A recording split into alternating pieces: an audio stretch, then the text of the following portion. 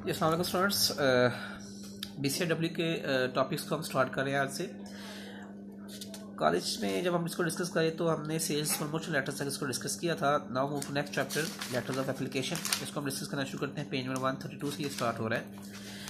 इसका इंट्रोडक्शन पढ़ते हैं। A letter of application is a type of letter which is mostly use to apply for a job. Definitely application apply से word है।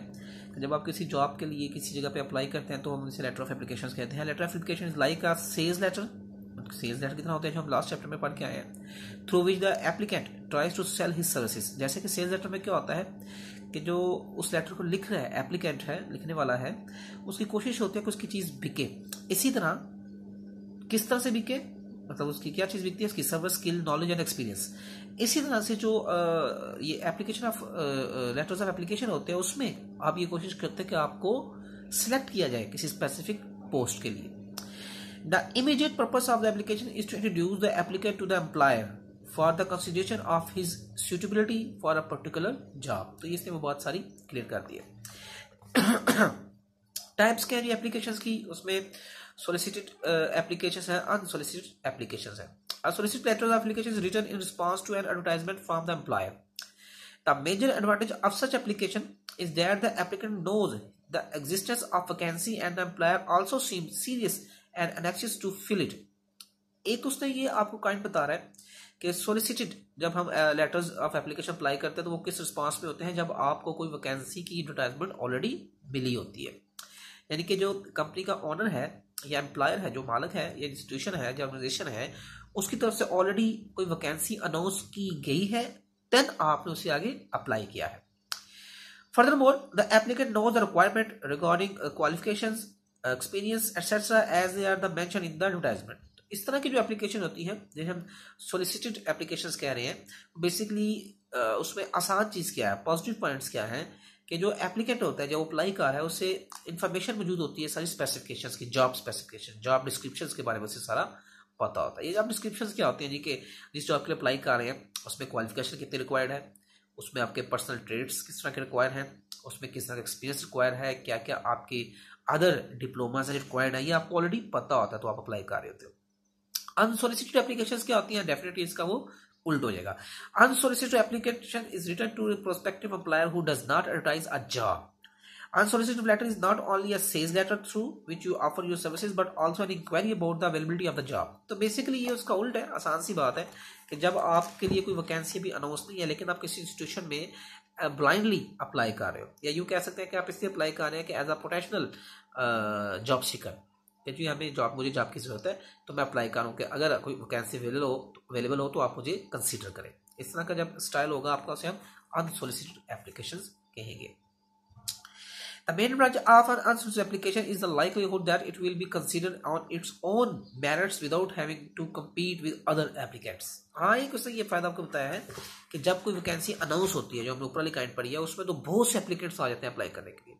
लेकिन जब आप ऐसे रैंडमली अप्लाई करते हो without any announcement of the vacancy, तो उसमें ये होता है कि बाज़ वक़्त आपको कोई कंपटीशन फेस करना नहीं पड़ता। हो सकता है आप अकेले ही हो जिसने अप्लाई किया, क्योंकि वैकेंसी तो अनाउंस कोई नहीं थी, आप ऐसे ऑर्गेनाइजेशन में चले गए थे। एक तो ये फायदा होता है आपको।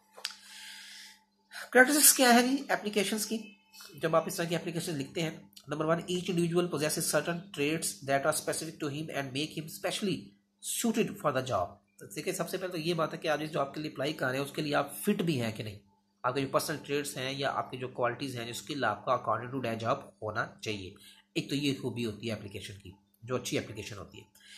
Second ये there may be hundreds of other applicants with almost the same qualification. That is why innovate and apply strategies in the opening paragraph that would attract the reader of the application in hand. Yes, बड़ी important चीज़ है।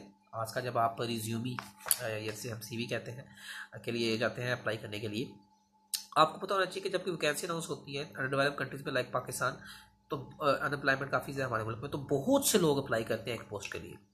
अब आप अपने आप को किस तरह distinct कर रहे हैं दूसरे लोगों से, उसके लिए ज़रूरी है कि आपका जो ओपनिंग पैराग्राफ है, जो किताब मेंशन कर रहा है, जो स्टार्टिंग पैराग्राफ है आपकी एप्लीकेशन का, वो इतना अट्रैक्टिव होना चाहिए कि दूसरों से आपको सेपरेट के जो रीडर है वो फौरन से अट्रैक्ट होकर आगे भी इसको देखे मजीद आपके एप्लीकेशन को।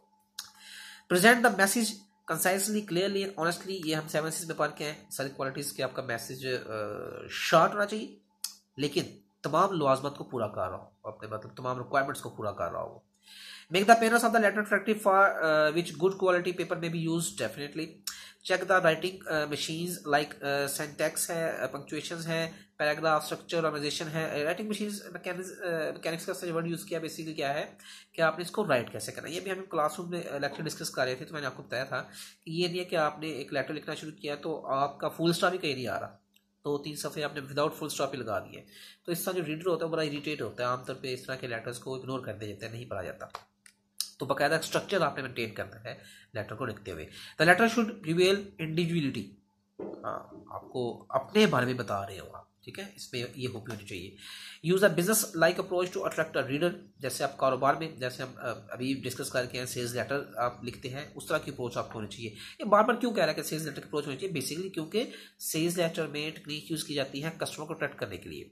तो लेटर ऑफ एप्लीकेशन में आप टेक्निक यूज करेंगे अपने एम्प्लॉयर को अट्रैक्ट करने के लिए, इसलिए इसको उसके साथ रिलेट किया जा रहा है। Give information relevant to the position, definitely आपने जिस पोजीशन को अप्लाई किया उसी की इन्फॉर्मेशन आप प्रोवाइड करें अपनी एप्लीकेशन के अंदर।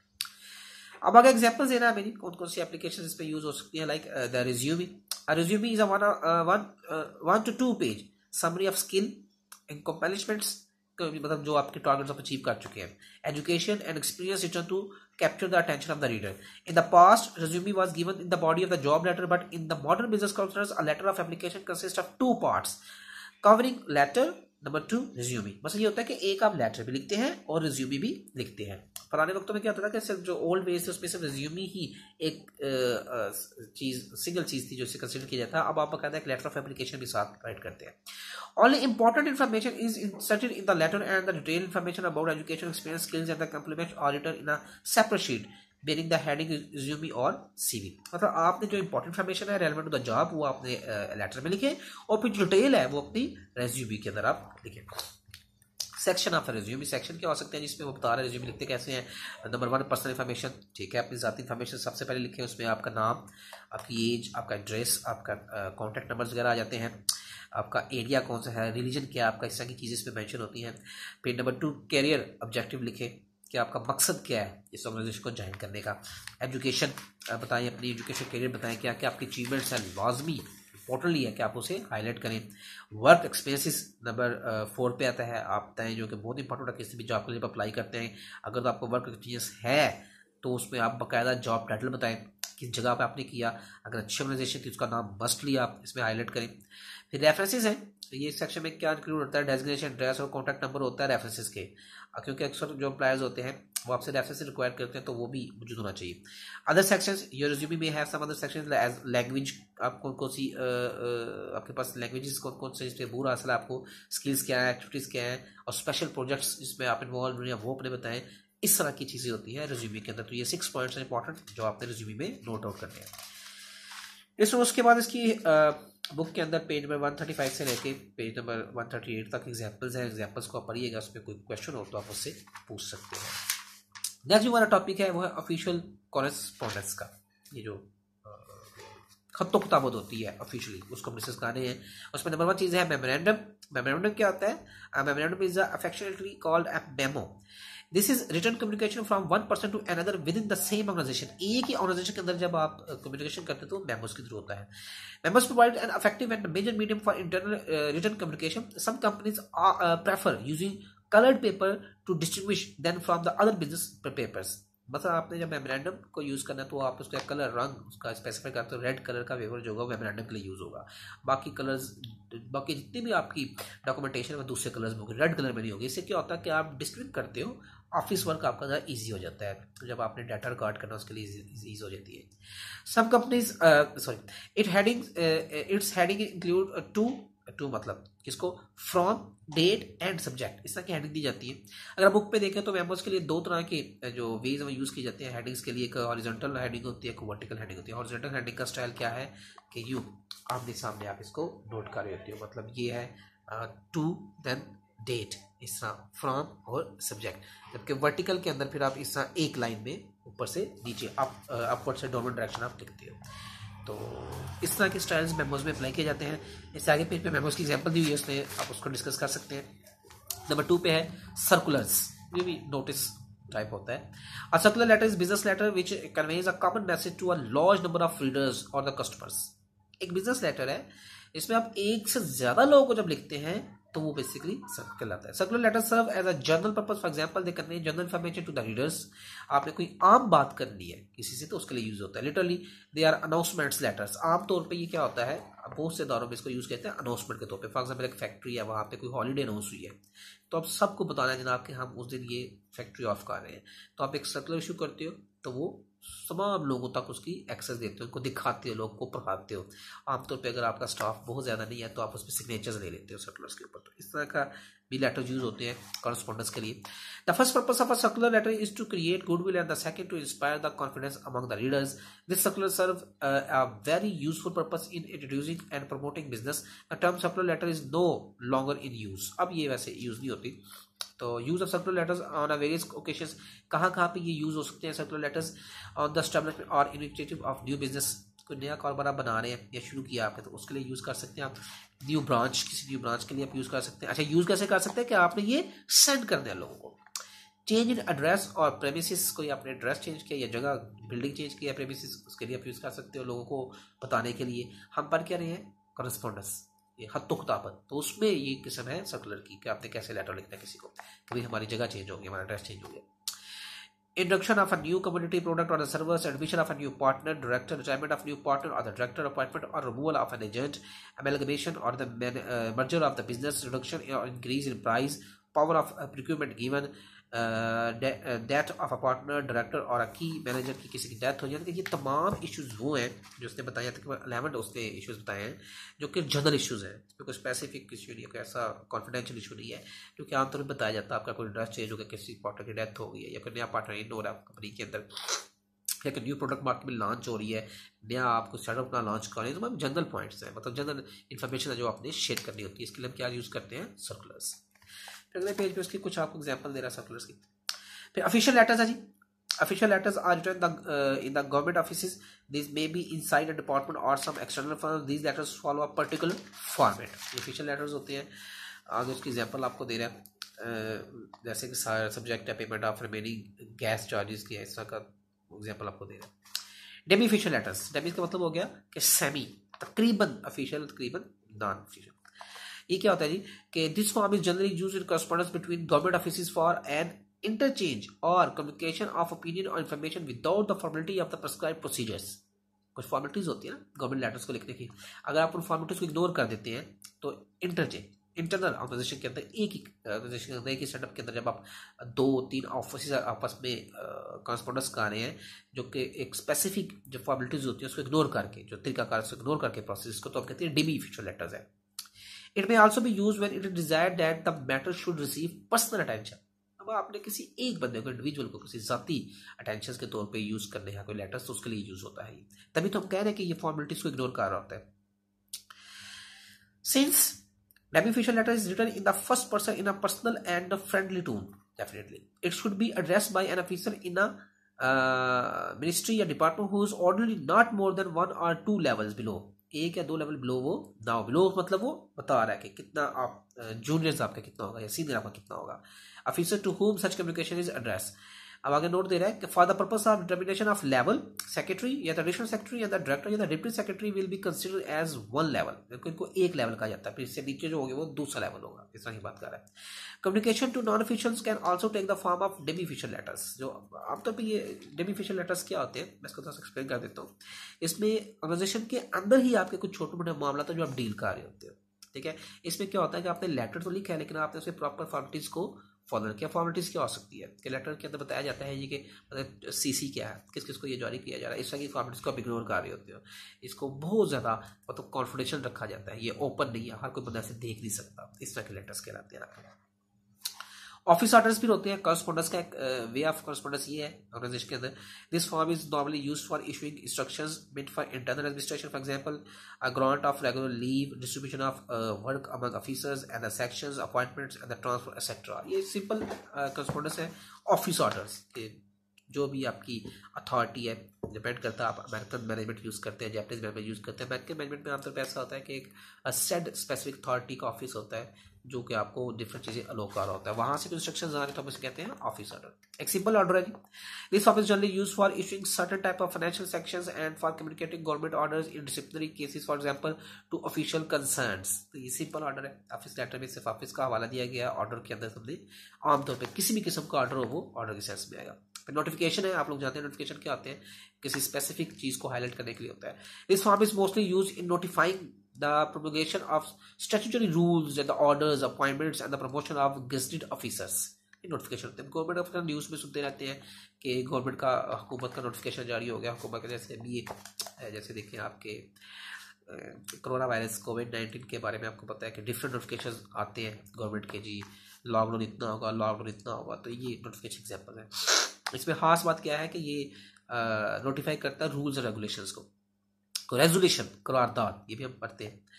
This form of communication is used for making public announcement of decision of government in important matters of policy, for example the policy of industrial licensing, appointments of committees और the commission of inquiry. ये हम discuss कर रहे हैं। असल में होता क्या है, इसमें आप अपने किसी डिसीजन को इम्पोज कर रहे होते हो तो उसके लिए जो करस्पॉन्डेंस होगी वो रेजोल्यूशन करारदाद के सेंस में कि फला करारदाद पास हो गया, ये डिसीजन किया जा चुका है। Press note, this form is used when it is proposed to give wide publicity to a decision of government. A press note is more formal in character than a press note and it is expected to be reproduced elect by the press। मतलब press note क्या बता रहा है, ऐसे propose किया जाता है publicity के लिए। पब्लिसिटी से मुराद क्या होगा कि जब आपने किसी चीज को ओवरऑल जनरल पब्लिक तक पहुंचाना है, फेमस आपने करना है किसी चीज को। यहाँ पे फेमस से मुराद एडवर्टाइजिंग स्किल की बात नहीं की जा रही है, यहाँ पे फेमस से मुराद क्या है कि ज्यादा लोगों तक इसकी आपके लिए एक्सेस लेके जा रही है।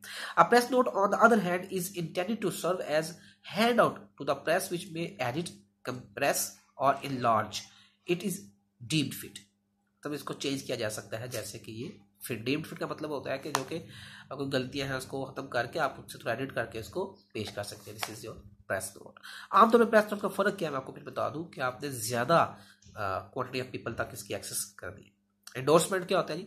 This form is used when a paper has to be returned in original to the sender. Sender ने कोई चीज भेजी, आपने उसे वापस रिटर्न कर दी, और the paper in original or its copy is sent to the another department or office for information और action. This is called endorsement. Endorsement का बेसिकली मतलब क्या होता है, ट्रांसफर करना। तो जब आपने एक से दूसरे शख्स को ट्रांसफर करना है तो किसी ऑफिशियल लेटर को तो हम उसे कहेंगे एंडोर्समेंट हो रही है।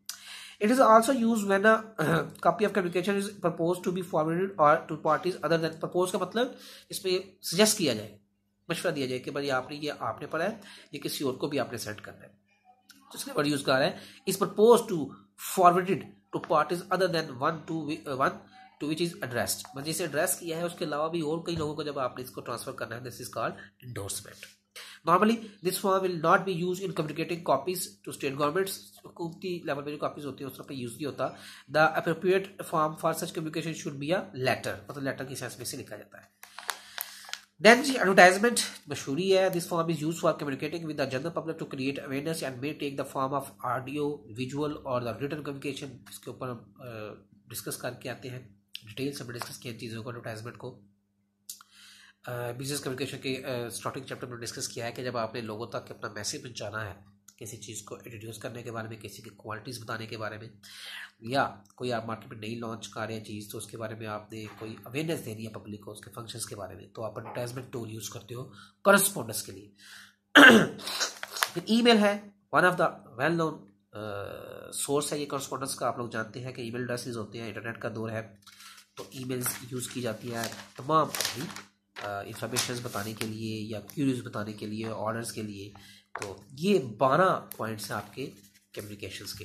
कौन सी कम्युनिकेशन आप पा रहे हैं? बेसिकली जो हमारा टॉपिक चल रहा है ऑफिशियल करस्पॉन्डेंस का, उसमें हमने मेमोरेंडम डिस्कस किया, सर्कुलर्स डिस्कस किए, ऑफिशियल लेटर्स डिस्कस किए, Demi official letters. Official letters वो जो ऑफिशियल ऑफिस से इशू हो रहे हैं, गवर्नमेंट लेटर्स होते हैं आपके, डेमी ऑफिशियल होते हैं जो इंटरनल ऑर्गेनाइजेशन आप जो कम्युनिकेशन कर रहे हैं अपना। फिर प्रेस नोट्स हैं, पब्लिकली आपने किसी चीज़ को इशू करना है, रेजोल्यूशंस हैं कि आपने किसी चीज़ के ऊपर डिसीजन मेकिंग बतानी है लोगों को तो वो आप बता रहे हैं। इंडोर्समेंट्स हैं कि आपने ट्रांसफर कर रहे हैं, ईमेल है, एडवर्टाइजमेंट है, नोटिफिकेशंस है। तो ये सारी बेसिकली काइंड्स क्या है ऑफिशियल कॉरेस्पॉन्डेंस की। डियर स्टूडेंट्स, 2 टॉपिक्स को हमने डिस्कस किया है, लेटर ऑफ एप्लीकेशंस को और ऑफिशियल कॉरेस्पॉन्डेंस को। इंशाल्लाह इसके बाद हम बिजनेस रिपोर्ट्स को डिस्कस करेंगे अपने नेक्स्ट लेक्चर में।